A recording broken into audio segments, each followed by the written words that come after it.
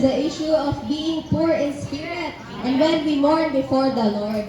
Dapat giday mga igsoon makaamgo gyud ta kung unsa ta kakulang diha sa Ginoo ug maka-realize ta that we are still not under God's ruling. Kay kung maka-realize nita ani mga igsoon, mo issue din ni siya sa atong pagkamalumo mga igsoon. So kani ning pagkamalumo mga igsoon, dili lang din siya nagpasabot nga magpaugsanot ta, pero niingon po siya diri nga kita daw pudunta tong anda mag-antos o anda mawad-an mga igsoon. Makita na to pa nga sa kalibutan karon kung na sila gusto ma-obtain or ma-attain, mo fight gid sila, mo insistar gid sila o mo defend gid sila sa ilahang rights. But the Lord reminded us here in day 4 na kita daw mga igsoon ingon nga kingdom people, dili na gid yung ta mo contend or mo resist. Kinahanglan mahimo gid tang meek mga igsoon.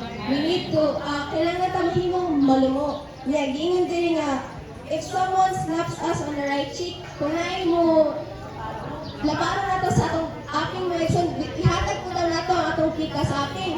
Ug dahil ingon nga mupugos ni mugdagan og isa kamilya, mudagan patag duha kamilya mga igsoon. Wala kung atong hunahunaan sa atong natural nga pagkinabuhi mga igsoon, dili gid nato ni siya makinabuhi. Mo fail gid ta mga igsoon. But daygon ang Ginoo, nadawat na din nato ang kinabuhi ni Kristo mga igsoon. Christ, the life of Christ that we have received is the meek one within us.